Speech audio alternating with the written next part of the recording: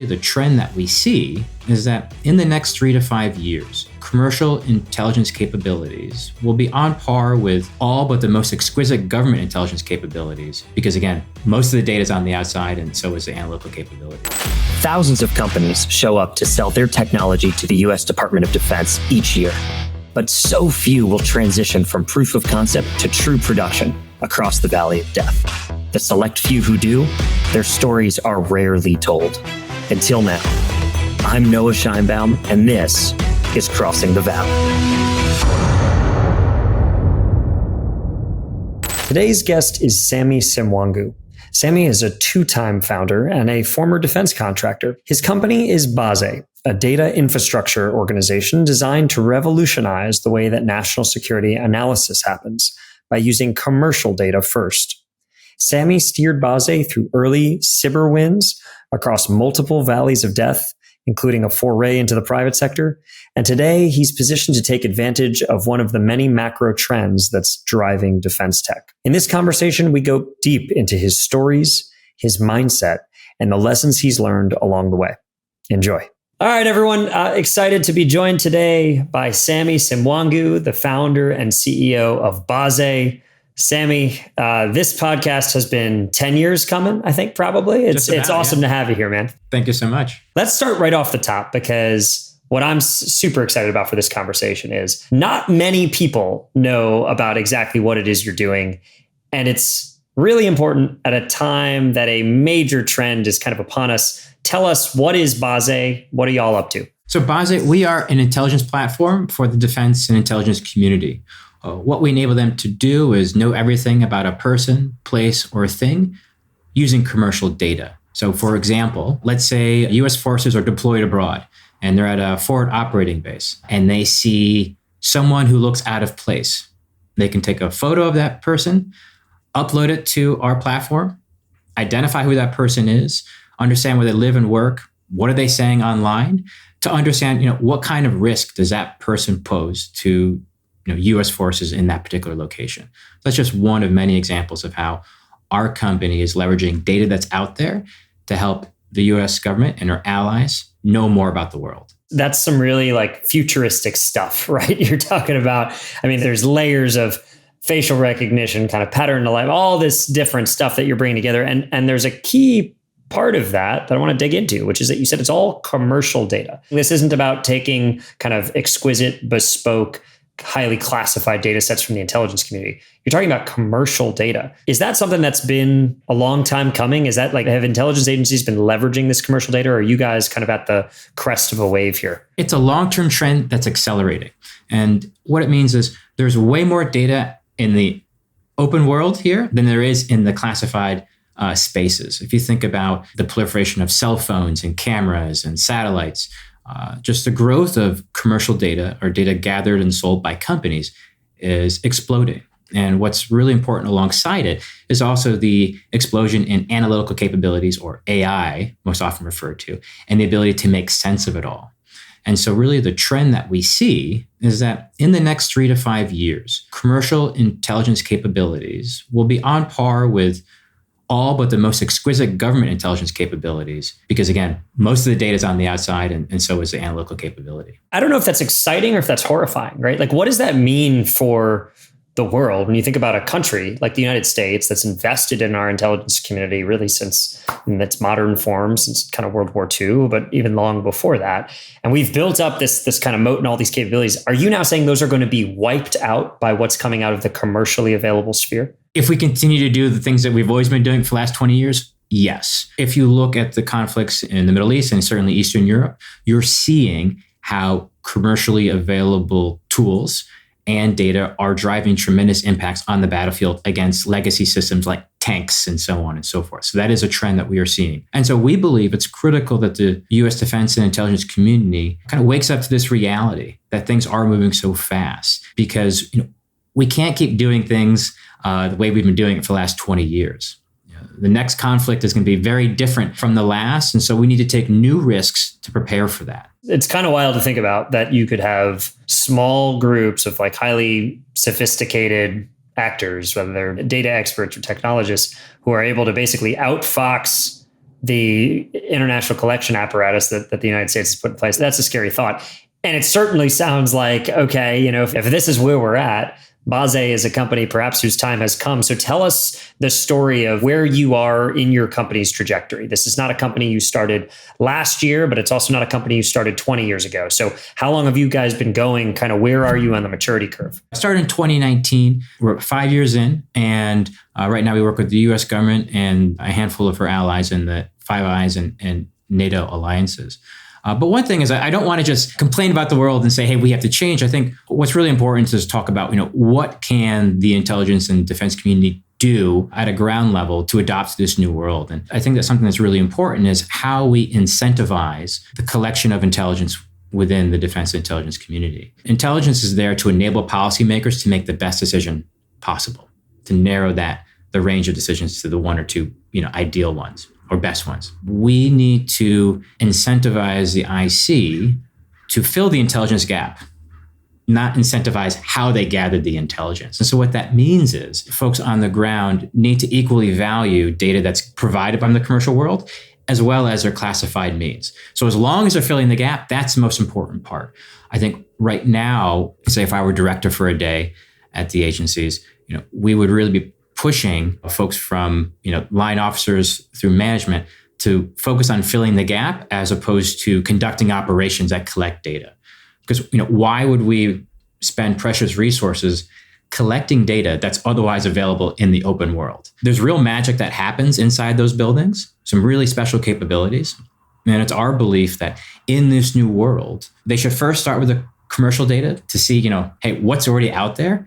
And then the stuff that the commercial world cannot address, that's where the government should really be applying their unique capabilities, their satellites, their spies, their cyber tools. And that's our big picture. And again, to really go from big observation to on the ground, it's, I think, really changing the incentive structure for folks in the IC as to how they go about their job.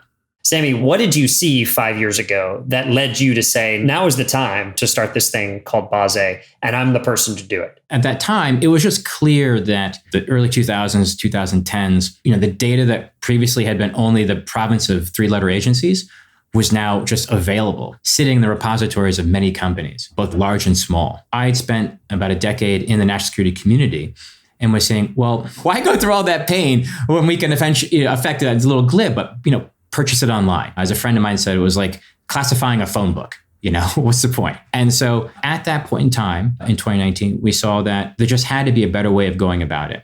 And if we could enable our defense and intelligence community organizations to be able to leverage dozens, ultimately hundreds or thousands of commercial data vendors and query the data where it sits, then we could provide tremendous value to the mission and enable these organizations to do more with less. First, use that commercial data. And then again, what that can't answer, then they can, put precious government resources to really close the last mile. And that was the big observation that we had in 2019. I think certainly the conflicts in Eastern Europe and the Middle East have proven that hypothesis to be accurate. Yeah. So, how is it received in 2019 when you started? This is a thesis now that maybe folks have had some time to acclimate to. 2019, did you get laughed out of the building? Were people welcoming you with open arms? Like, how'd you get started? We were pathfinding. And so that very much relied on finding forward-leaning officers and members of these organizations to say, hey, that's different, but it sounds like something we should at least take a look at. We were fortunate enough to get an SBIR Phase 1 and 2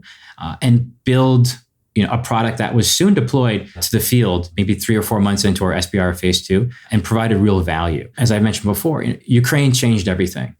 And once the evolution of warfare became obvious, we found that the conversations we were having were just much easier because we could look at something and say, hey, they're doing it over there. This is no longer a hypothetical conversation. That is the arc that we followed. I'm excited to let's trace that arc. Let's go back to the beginning. Phase 1 SBIR. We've had a number of companies on here who have started through the SBIR program. It's a great way to get sole source authority. It's a great way to get initial capital without having to raise venture, although you guys later decided to do it. Take us back to the Phase 1 days. Where were you in terms of company maturity? Did you have a functioning product? Did you have an idea? Did you have a customer? And how did you kind of close that first deal? For Phase 1, we had a prototype, which was simple, but the simplest version of what we have today. Saying, hey, can you ask a question and then query several data vendors at the same time and get a consolidated response back in a few seconds. How many data sets were we talking at the time? Was it basically just one? Probably 2 or 3. Yeah.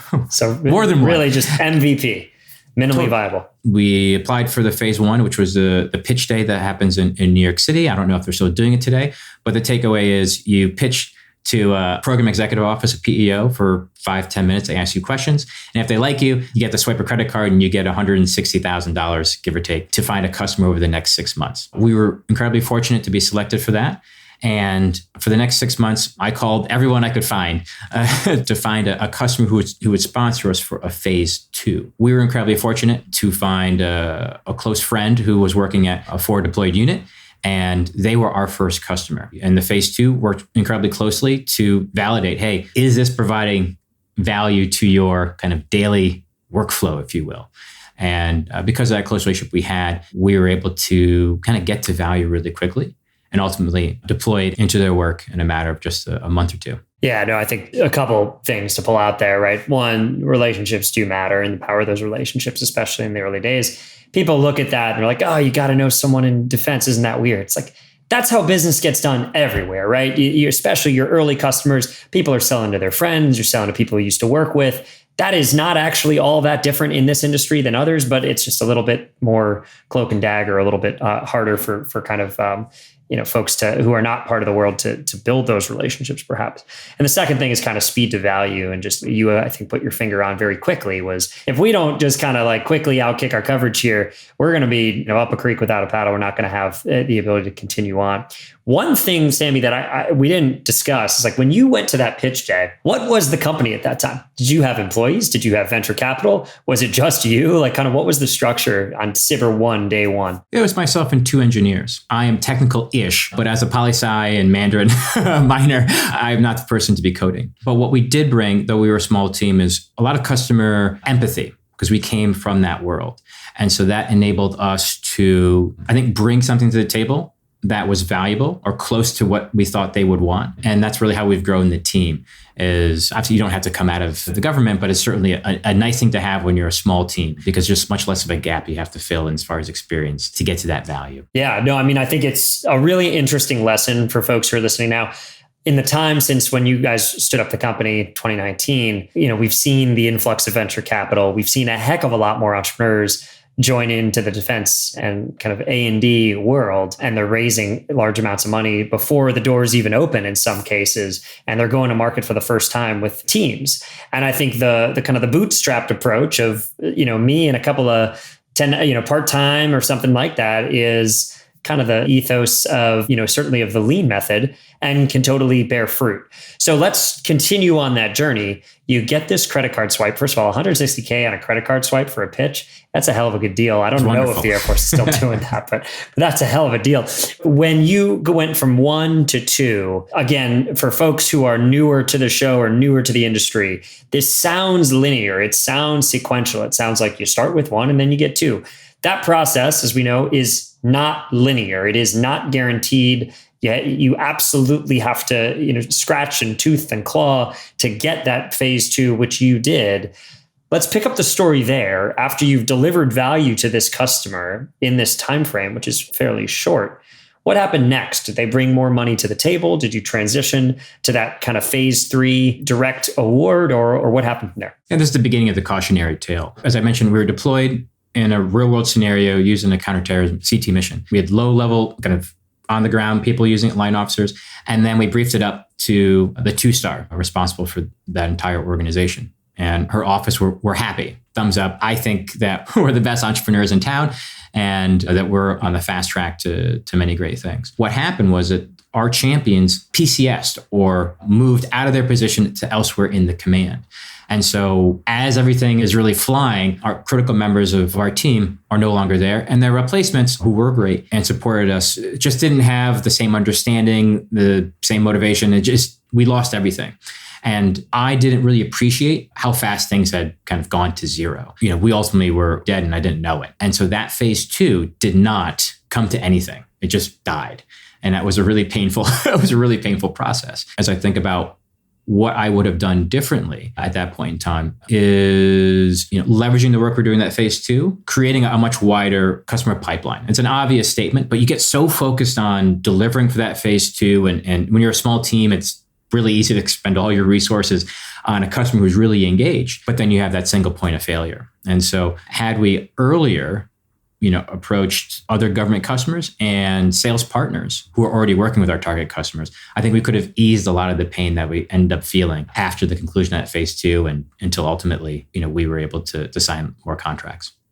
So, Sami, I want to follow up on that point because that's an interesting point of tension, I think, between diversification at an early stage and really being laser focused on providing radical value to one customer, or in kind of venture parlance, doing the things that don't scale. And so I'm curious for your reflections at another, even one layer deeper of, it could be that you did the right things and got just an undesirable result. I wonder how at that stage of a company, when you're on a phase two, which is it's not a huge production style contract where you're going out and hiring multiple salespeople in big teams. What does it look like in your mind? What would it have looked like to diversify at that stage versus doing what you did, which is being wholly focused on delivering for this first customer? I would be looking for sales leverage. And our go-to-market now is working both direct with our government end users and with services and product companies that also work with our target end users. As our goal is to be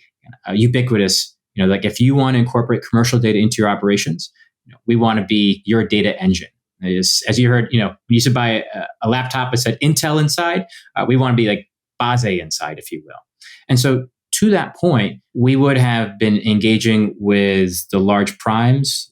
Think of, your Deloitte's, your Guidehouse, your SAPs, those types, as well as product companies such as, think of Palantir or Vannevar or Babel Street, creating those relationships early to say, hey, here's what we can do that's unique and how we can support your go-to-market efforts.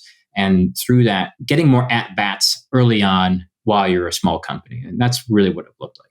Got it. So just kind of investing in those relationships and making sure that you're telling the story early and often. I want to stay with this thread because, Sami, this is not the first company that you've built. You've been a founder once and you've joined a kind of an early stage company another time. And so I'm kind of curious, how is Bazze reflective of those experiences, both running your own thing and being at a company at the earlier stage? What are some of the lessons that you learned from that are infusing how you're running the company today?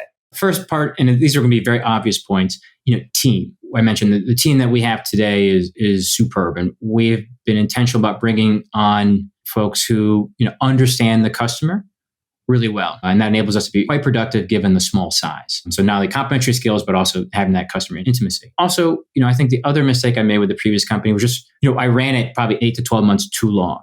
There was no signal that people actually liked what we were building. That determination is wonderful, but it has to be in the context of the signals that you're getting back. And so though we, had real challenges following the conclusion of our phase two SBIR, we were getting a lot of signals with the folks that we were talking to that what we were building was valuable and something that they would be ultimately willing to pay for. And so that really informed, not only how we built the company, but also how we maintained our motivation even when times were tough. It's funny because we call the show Crossing the Valley, and probably needs a rebrand to Hopping the Valleys, right? Because it's not one, it's multiple. Your insights there, I think, they may be simple, but that doesn't mean that they're obvious, or they may sound obvious, but that doesn't mean they're simple to execute. Part of the challenge is when you're talking about exiting something when, I stayed in a little too long, that line between founder persistence and, hey, there's just no demand for this, that line is razor thin. And the only different, in the cases I've studied, in the companies I've studied, the only real difference between staying too long or staying long enough or getting out too soon or getting out at the right time or staying too long is just whether or not you end up being right. It's just confirmation bias. And so, I'm curious if there are other heuristics in what you're doing with Bazze now, because you guys didn't quit just because your phase two did not convert to a phase three. And so why don't you tell us that story, Sami? You guys are very much still in the fight. The business is growing. You survived in spite of that lack of transition. How'd you do it? What came next? So our phase two concluded kind of just before Ukraine occurred. So 2022, if I have my math right. That accelerated our sales processes that we were going through. We could point to the real world and say, hey, here's what's going on. And now this idea that's quite forward-looking has real applicability. And so that was a true accelerant to the sales process we're going through with other government customers and with our sales partners. And so that enabled us to continue going. And also, this is not just a tale of a very determined, CEO and team members. We also had tremendous support from, I love this, my wife and dear friends who really helped keep the company afloat in a number of manners, whether it was kind of a last minute fundraise or a crucial introduction to a potential team member or a customer. Truly a village approach to that time. No doubt. You can't do that alone. And so if you fast forward, Sami, you guys had that support. How did that support manifest into business? What kind of contract did you get? Who pulled it through for you? What was the lifeline for you guys? We're fortunate now to have several customers in more than one country. And what we essentially were able to do in each of these scenarios was find that forward-leaning person with money to say, hey, this is worth betting on. It's as simple as that. And you just have to overturn a lot of rocks to get to that. We also have worked with, as I mentioned, our Bazze inside approach of working with partner companies.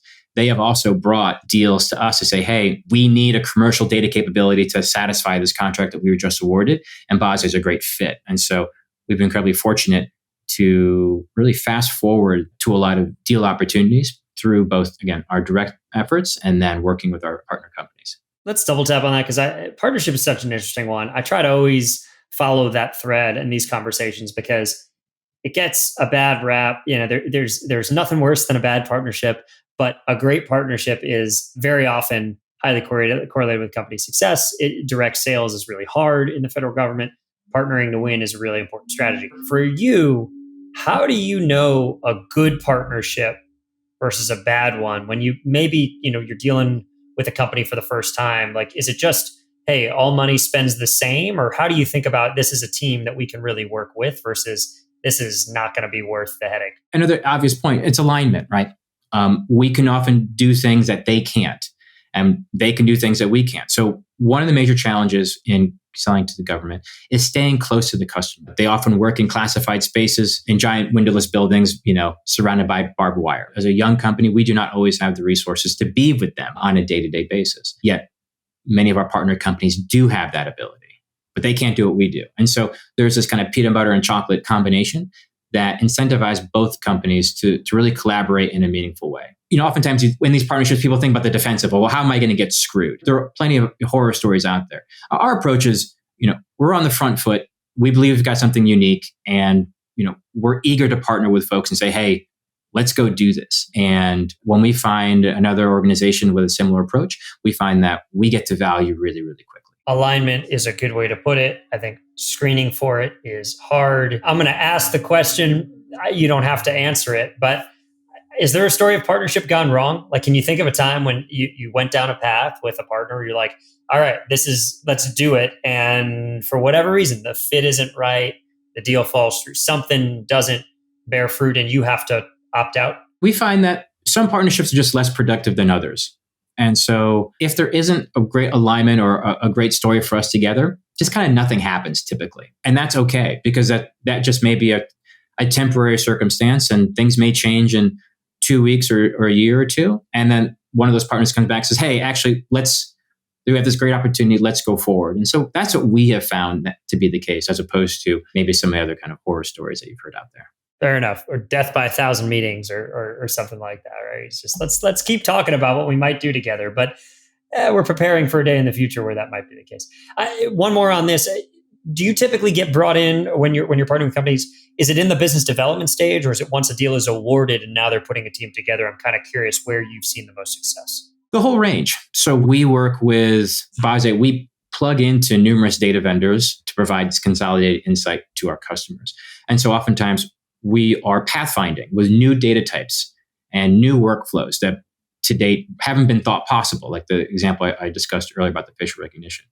And so there are instances where we are starting kind of at the basics and then showing the government, hey, this is the art of the possible, all the way to a customer says, hey, we're about to put in for a bid. Can you please, fill out these 3 paragraphs and we can slide it in. And those we're equally excited about as well. Those decisions around big strategic things like partnerships or what deals to pursue or what customers you're going to work with or not, those sound like important things kind of in your role. What I'm curious about is, as the team has grown, as you all have signed bigger contracts with more customers, can we talk a little bit about team building for you? Because you said that was one of the things you learned early on, and I'm curious around delegation. And even in the 5 years you've been running the business, what are the areas that kind of you focus on today on the technical side, on the customer side, versus things that you've been able to hand off to kind of other members of the team? For context, we're about, including some consultants, we have like 11 members of the team.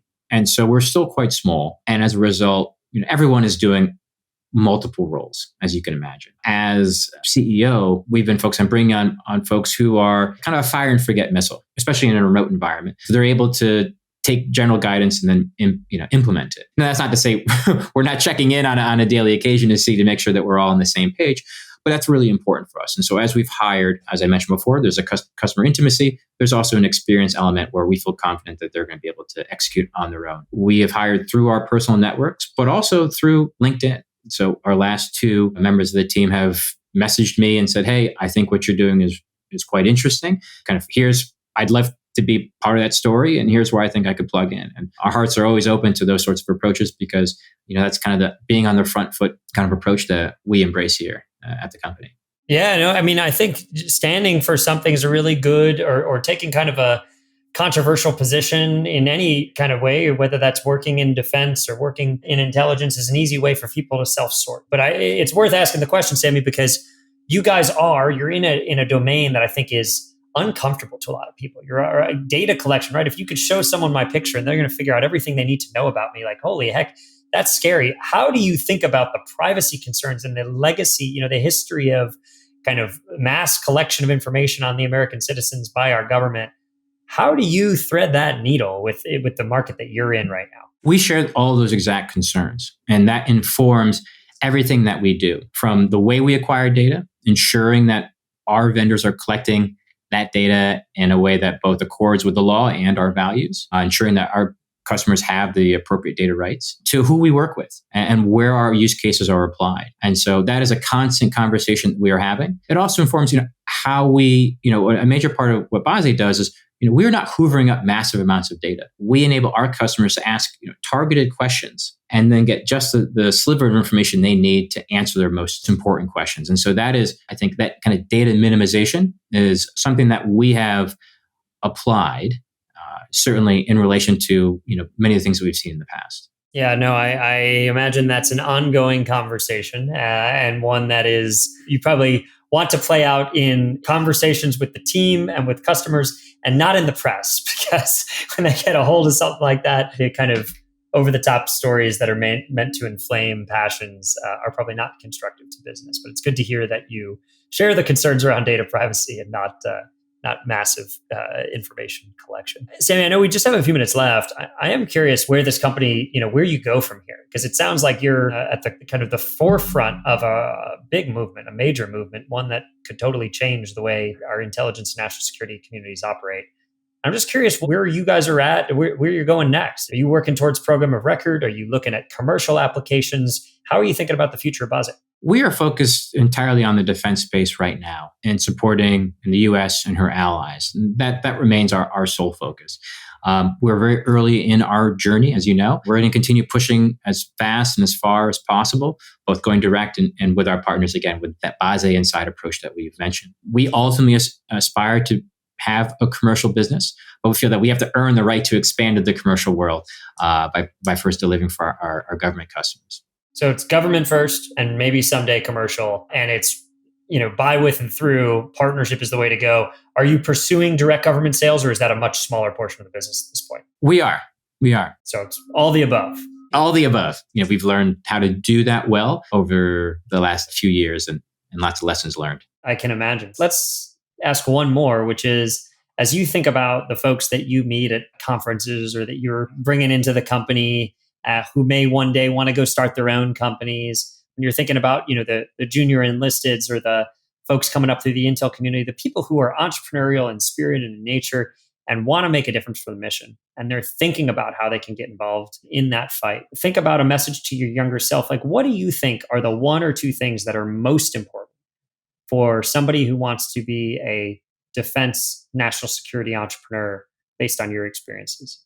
There's a lot to be excited about. I think oftentimes in the defense community, we can get kind of mad about how things are going slow or we're not innovating or whatever the case may be. I think the reality is, I know the reality is that there's real magic that happens inside the four walls of our government institutions and amazing people who are working every day to do the necessary.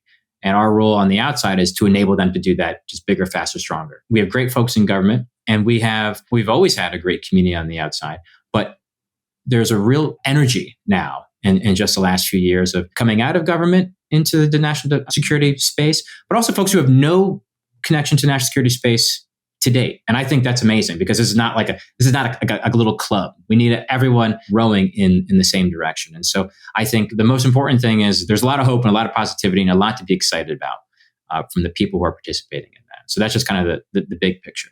And I would say that the second part, again, there's going to be an obvious statement for anyone who's beginning a national or defense tech startup, is the biggest challenge of staying close to the customer.